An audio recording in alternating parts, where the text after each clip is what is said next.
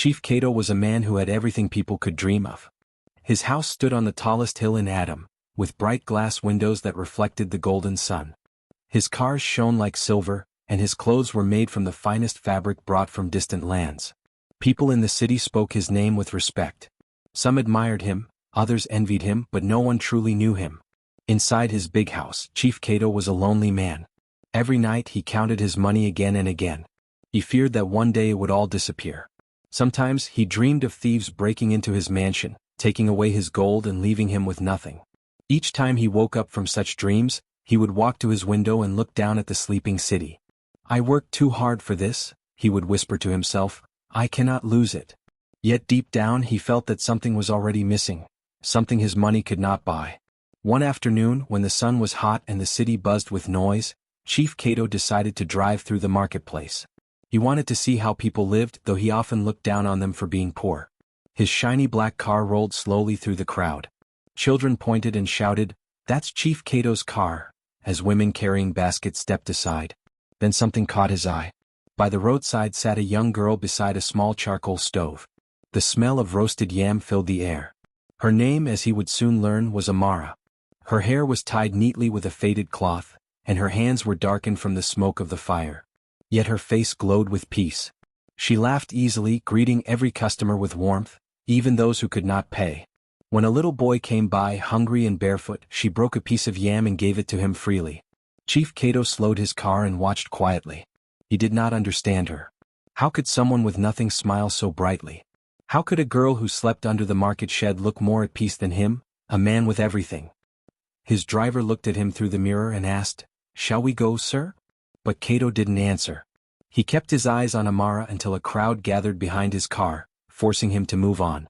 As he drove away, the sound of her laughter stayed in his ears. That night, when he returned to his large empty mansion, he found it strangely quiet. The lights were bright, but the rooms felt cold. He tried to enjoy his dinner, but the food tasted dull. Even the servants' polite bows irritated him. He dismissed them early and went upstairs. In his room he sat by the window again. From there he could see the lights of the market far away, small and flickering like fireflies. He thought of the girl with the roasted yams, her hands busy, her smile shining through the smoke. Something in her face reminded him of a time long ago, when he had been poor too. He remembered his younger days when he used to work in the sun, selling palm oil with his mother in a small stall. He remembered how happy they had been even with little. Back then they had laughed together, shared stories, and eaten simple food under the same moonlight. But after he became rich, that joy had faded away. He had built high walls around his home and somehow around his heart too. That night, sleep did not come easily. When he finally drifted off, his dreams were strange. He saw the girl again, standing in a field full of golden yams. She looked at him and said, "Chief, what good is wealth if it cannot make you smile?" Then she turned into light and disappeared. He woke up suddenly, breathing hard. The room was dark except for the dim glow of his bedside lamp. He wiped the sweat from his face. "It was just a dream," he whispered, but the feeling would not leave him. The next morning he sat quietly at his breakfast table, staring at his untouched meal. His servants watched him in confusion. Chief Cato was not a man of silence. He usually gave orders or spoke of business, but that day he said nothing. He simply rose from his chair, put on his coat, and left the mansion. He drove back to the same market, his heart restless. When he arrived, the crowd was already thick with buyers and sellers shouting prices. He searched the line of stalls until he saw her, Amara, sitting beside her fire again, smiling just as before. For a moment he stood there, hidden behind his sunglasses, watching her work. The heat from the fire rose in waves, and the smell of roasted yam mixed with dust and laughter. Amara noticed him and smiled politely, not recognizing who he was. "Good morning, sir," she said cheerfully. "Would you like some yam? It's sweet and fresh today." Chief Cato hesitated, then nodded. She wrapped the yam in a piece of paper and handed it to him. When he tried to pay her more than the price, she shook her head. "No, sir," she said gently. "Money is good, but too much for a small thing makes it heavy to carry." He didn't understand what she meant, but her words stayed in his mind. He thanked her quietly and walked away. For the rest of the day he couldn't focus on his business meetings. Her voice, her smile, and her simple wisdom kept returning to him.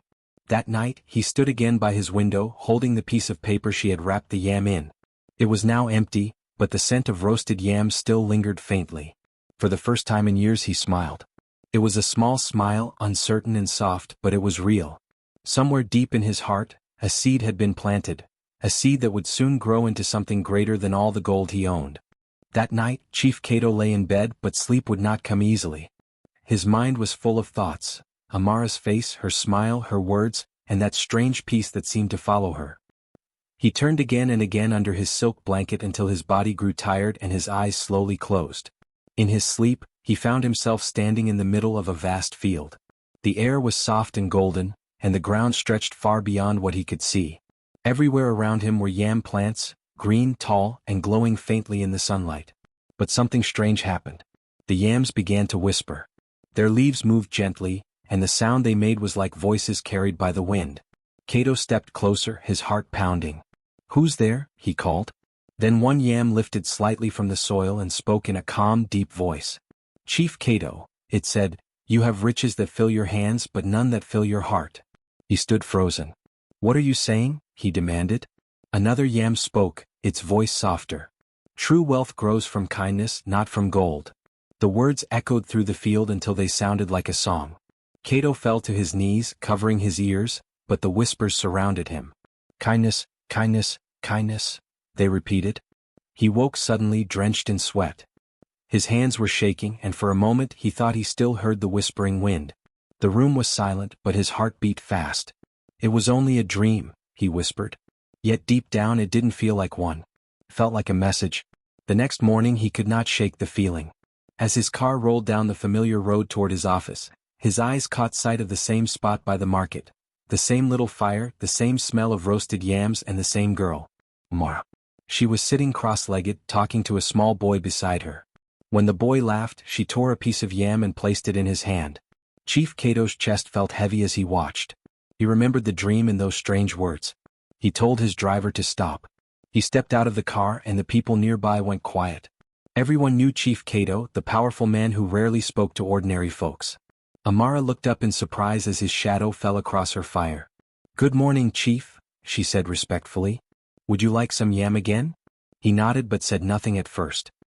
He looked at her small hands, the dirt under her nails, the calmness in her eyes. "Do you have a home?" he asked quietly. Amara shook her head. "No, Chief. I sleep under the old market shed. But I am fine. The stars keep me company." Her answer made him pause. Something inside him turned, something he had buried long ago. "Come and work in my house," he said suddenly. "You will help in my garden and kitchen. You should not live on the street." Amara's eyes widened in surprise. "Chief, I have no fine clothes. I am not like your servants." "You will have what you need," he replied. "Be ready by tomorrow morning." She bowed slightly, her smile warm and thankful. "Thank you, Chief," she said softly. "You are kind." When Cato returned home that evening, the mansion felt strangely quiet again. He told his house manager to prepare a small room for the new helper. The servants whispered among themselves. No one could understand why the rich chief had brought a poor street girl into his grand home. The next morning Amara arrived. She carried a small cloth bundle, her only belongings. She looked around the big house with wide eyes, amazed by its size and beauty. Yet she did not act greedy or afraid. She smiled at everyone she met and greeted them politely. When she began her work, she moved with grace and calm. She cleaned the garden, watered the flowers, and hummed songs as she worked.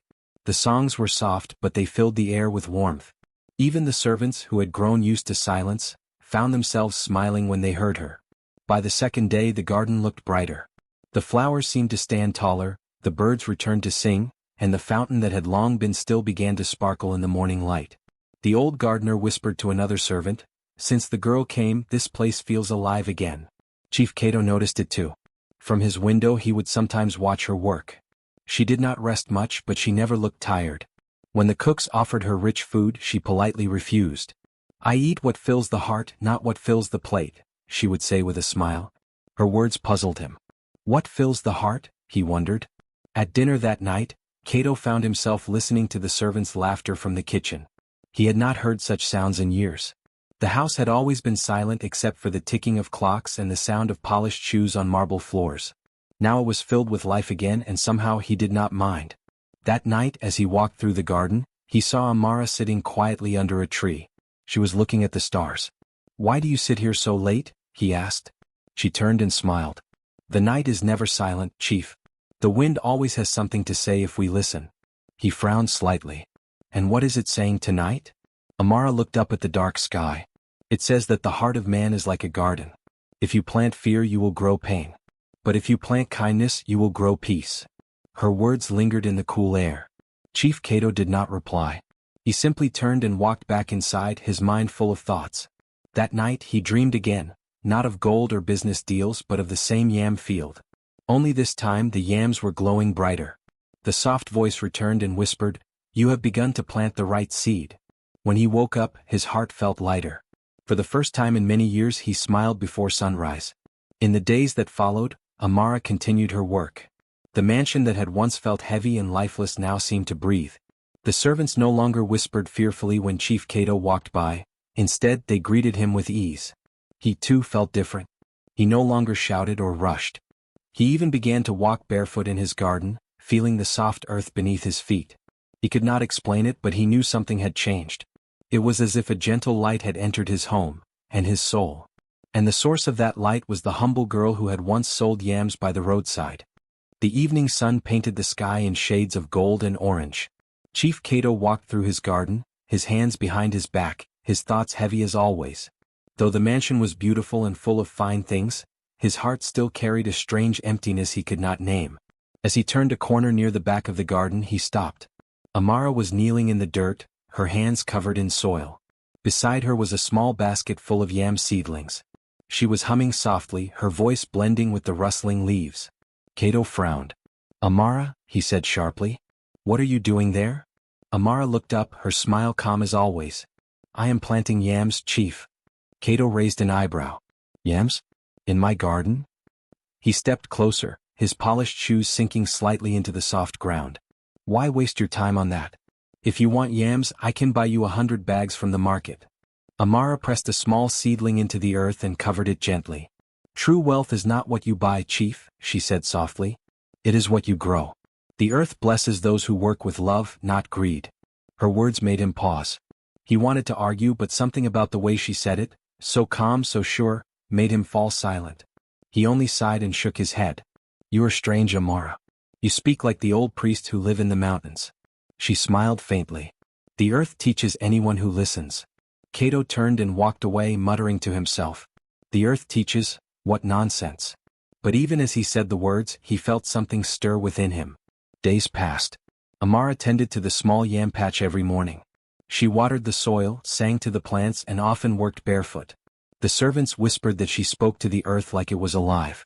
"She treats the plants like children," one of them said. At first, Cato ignored her. But as the weeks went by, he noticed something strange. The plants in that corner of the garden grew faster than anywhere else. Their leaves were wide and deep green. Even the air around that place felt different, cooler, fresher, full of life. One afternoon, he saw her sitting beside the yam bed again, wiping sweat from her forehead. He walked over and asked, "Why do you care so much for these plants?" Amara looked at him with gentle eyes. "Because, Chief, what we care for returns care to us. The plants feel love. They give it back in their own way." Cato shook his head slowly. "You speak of strange things again." She only smiled and said nothing more. Weeks passed, and the yams continued to grow strong. Soon it was time to harvest. The servants gathered around as Amara brought out a small hoe and began digging. The soft earth gave way easily, and large yams appeared beneath the soil. Everyone gasped. They were thick, golden-skinned, and perfect. Amara laughed happily and looked up at Cato, who stood watching from a short distance. "Come, Chief," she said. "You must help me. The earth wants you to touch the blessing with your own hands." He hesitated, glancing down at his clean white clothes. But something inside told him to kneel. Slowly, he joined her and pressed his hands into the soil. It felt cool and alive beneath his fingers. He dug gently beside her. Suddenly, the hoe struck something hard. "A rock," he said. Amara shook her head. "Dig it out." He did and froze. Beneath the yam roots, half buried in the soil, were small gold coins. They shone faintly under the fading sunlight. The servants gasped and began whispering among themselves. "Gold. Gold in the yam patch." Cato stared in disbelief. "How is this possible?" Amara looked at him calmly, her hands still resting on the soil. "Sometimes," she said softly, "the earth hides blessings until the heart is ready to receive them." He looked at her speechless. Her eyes were calm, full of quiet wisdom. He could not explain it, but at that moment something shifted inside him. The greed, the fear, the endless hunger for more, it all began to fade little by little. That evening he could not stop thinking about what had happened. He sat by his window watching the sky turn from gold to deep blue. The coins were real, he had held them in his hands. But what did they mean? He had spent years chasing riches, yet here in the soil of his own garden was gold that had come from kindness, not from cunning. He remembered the dream of the whispering yams and the words that echoed then, "True wealth grows from kindness, not from gold." He now understood. When Amara passed by with a tray of tea, he called her gently. "Amara," he said, "you have brought strange things into my life, songs, peace, and now even gold from the ground. Tell me, who are you really?" Amara smiled. "I am just a girl who listens to the earth, chief. The earth is generous, but it only gives when we stop taking too much." Her answer was simple, yet it sank deep into his heart. That night, Cato walked out into the garden again. He touched the soil where the yams had grown and felt warmth rising from it. He knelt and whispered, "Thank you." For the first time in years he felt peace, not the peace that comes from wealth or safety, but the kind that grows quietly inside like roots deep in the ground. As the moonlight touched his face, Cato closed his eyes. He thought of the girl who had come from the street and changed his world with nothing but kindness and faith. He knew in that quiet moment that he would never be the same again. The morning after the yam harvest, Chief Cato stood by his window, watching the golden light fall over his garden. The air felt different, soft, alive, full of quiet joy. For the first time in many years he felt calm inside. The restless noise in his heart had gone silent. When he walked through his home, the servants looked at him with surprise. His voice was no longer sharp, his eyes no longer cold. Instead of giving orders, he greeted them kindly. "Good morning," he said, and they answered with shy smiles, unsure if he was the same man. That day he told his workers, "From now on you will all be paid fairly. No one in this house will sleep hungry again." There was silence for a moment, then soft whispers of disbelief. For years, Chief Cato had been known for his greed and pride. He used to count every coin, measure every grain of rice, and scold those who made mistakes. But now he was different, gentler, almost humble. He called the cook and said, "Make more food tonight. Invite the children from the streets to eat. This house has enough for all." When Amara heard those words, her eyes filled with quiet joy. She nodded and went out to the village. By evening, the big gate that once kept people out was open wide. Laughter and chatter filled the air as hungry children came running in. Servants served them hot food, and Amara sang softly as she helped. Chief Cato watched from the doorway, his heart warm. The mansion, which had always felt large and lonely, now glowed with life. The sound of laughter echoed in every room. As the days passed, his change deepened. He began to wake early to walk in the garden with Amara. She spoke little, but when she did, her words carried quiet strength. "When you give," she told him one morning, "you make room in your heart for peace to grow." He nodded thoughtfully. "I used to think peace came from gold," he said. "But now I see it grows like the yam, slowly, in silence." Amara smiled. "Exactly, Chief. The richest soil is the heart that forgives." Soon, everyone in the village began to notice the difference. The market women whispered, "Chief Cato has changed." The men who once feared his sharp tongue now greeted him with respect. Even the elders spoke kindly of him. He started visiting the poor families who lived near the river. He gave them food, clothes, and tools for farming. "Use these to grow," he said softly, "not to depend." The people blessed him, and he felt a happiness that no amount of gold had ever given him. At night, he sat by the fire in his garden while Amara told stories to the servants and children. Her stories were simple, yet full of wisdom, stories of honesty, kindness, and the reward of good hearts. Everyone listened quietly, their eyes wide with wonder. One night, she told a tale about a tree that refused to share its shade. The tree grew tall, she said, but one day a great storm came. The roots were shallow because it had never cared for anyone else. The wind blew it down. But the small trees around it, those that had shared their shade, stood firm together. When she finished, Cato smiled softly. "You are the small tree, Amara," he said. "You share your shade with everyone." She looked at him with kind eyes. "And you, Chief, are learning to grow new roots." Those words stayed with him. Every morning when he walked through the garden, he saw not just plants but lessons. The flowers taught patience, the soil taught humility, and the yams reminded him that blessings come from giving, not taking. Under Amara's care, the garden grew more beautiful than ever.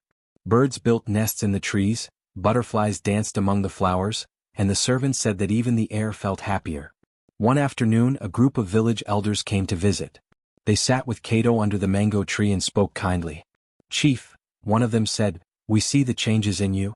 You no longer walk with pride but with peace. What brought this?" Cato smiled gently. "A lesson," he said, "that wealth without kindness is like a yam without roots, it looks full but it cannot grow." The elders nodded in agreement. "You have learned wisdom, Chief. You are now a true leader." Amara watched from a distance, her smile small and peaceful.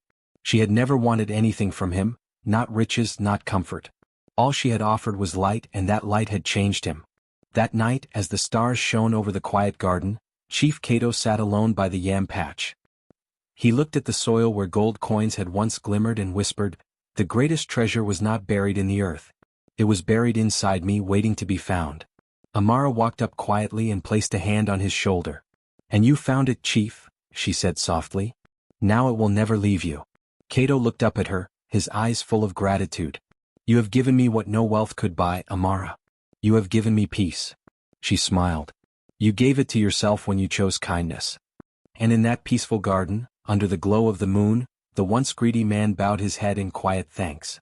The mansion that had been built from pride was now filled with love, laughter, and the warmth of new beginnings. The years passed quietly in Adam, and time softened the noise of the city.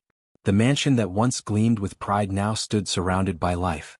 Where tall walls used to block the sun, green fields stretched wide, full of yam, maize, and cassava. The land no longer belonged to one man, it belonged to the people. Chief Cato had opened his gates long ago and told the poor, "Plant here. Let the soil feed you as it has fed me." Every morning before the sun rose high, men and women came to the fields carrying hoes and baskets. They sang as they worked, their laughter floating across the land. Children ran through the rows of young plants, chasing each other, their feet brushing the soft earth. The air smelled of rain and growth, and the land seemed to hum with peace. Chief Cato often sat beneath an old mango tree that grew near the center of the field.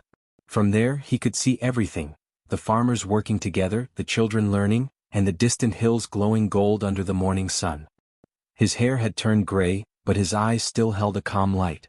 Beside the field, where the garden used to be, Amara had built a small school. It was not big or fancy, but it was full of life. The walls were painted in bright colors, and the laughter of children filled the air. The roof sometimes leaked when it rained, but no one complained. It was a place built not from money but from hope. Amara had become the heart of the community. She taught children not just how to read and write, but how to grow food, share with others, and believe in goodness. "A seed is small," she would tell them, "but when you plant it with love, it feeds many." Chief Cato visited the school every afternoon. The children would shout his name and run to him. He always carried sweets in his pocket and stories in his mind. Sometimes he helped them plant seedlings, his old hands steady but gentle. Other times he sat with Amara and listened as she spoke to the children. One day a young man from another town came to visit. He was a journalist who had heard about Cato's transformation. With a notebook in hand, he approached the old man under the mango tree. "Chief Cato," he said respectfully, "the people say you were once the richest man in Adam. They say you lost it all and then became rich again. How did it happen?" Chief Cato smiled, his face wrinkling softly. "Ah," he said, "I once tried to turn a girl into wealth, but she turned my heart into gold instead." The journalist looked confused. "You mean Amara?" "Yes," Cato nodded. "I wanted more gold, more power, more everything. I thought wealth was something I could hold in my hands. But I was wrong. The real treasure was the peace I had forgotten to feel, the kindness I had refused to give." She reminded me. He leaned back, watching the children play. "See them? That is true wealth. Not the coins in a box or the cars in a garage. Wealth is what grows in others because of your kindness." The journalist wrote those words down slowly, realizing their weight. Around them, the fields swayed in the breeze. Farmers called out to one another, laughter echoed, and somewhere, Amara's voice carried through the air as she sang a soft song with her students. In the evenings, the whole village gathered near the mango tree. They shared food, told stories, and watched the sunset paint the sky in orange and red. Sometimes, Cato told tales from his youth, of his pride, his greed, and his awakening. He never hid his mistakes, instead he used them as lessons. "If you build your house with gold but fill it with fear," he would say, "it will still feel empty. But if you fill your hut with love, it becomes a palace. People listened, their hearts touched by his words. Even the young ones who had never known the old, proud Chief Cato understood that he had changed. They called him Baba Cato, a father to all. Amara continued her work, though her hair had begun to show silver threads. She never stopped teaching, never stopped planting. Under her care, the school grew, and so did the hearts of the children she taught. One quiet afternoon, as the sun dipped low and the sky turned soft and golden, Cato sat beneath his mango tree again. Amara joined him, carrying 2 cups of tea. They sat in silence for a while, listening to the sound of the wind rustling through the yam leaves. "You have done well, Chief," Amara said gently. "Look around you. The land is alive again." He smiled faintly. "It's not my doing alone. You showed me the way." Amara shook her head. "No, Chief. The seed was already in you. I only reminded you to water it." Cato laughed softly. "You always speak in riddles. And you always understand them," she replied with a smile. As the last light of day faded, the village bell rang. The workers began to leave the fields, carrying baskets full of fresh harvest. Children ran past, waving to Cato and Amara. "Good night, Baba Cato." "Good night, Mama Amara," they called out. Cato watched them go, his eyes shining. "They are the reason I live," he said quietly. "They are your harvest," Amara answered. "The harvest of kindness." That night, the stars came out, bright and clear over the village of Adam. The fields shimmered under the moonlight, full of life and peace. Chief Cato closed his eyes, feeling the gentle wind brush against his face. It was the same wind that had once whispered to him in a dream, a reminder that true wealth grows not from greed but from goodness. And so, for generations the people of Adam told his story. They said, "There once was a man who tried to turn a girl into gold. But instead, she turned his heart into light." And every time they said it, the yams in the fields seemed to grow a little taller, as if the earth itself remembered the lesson too.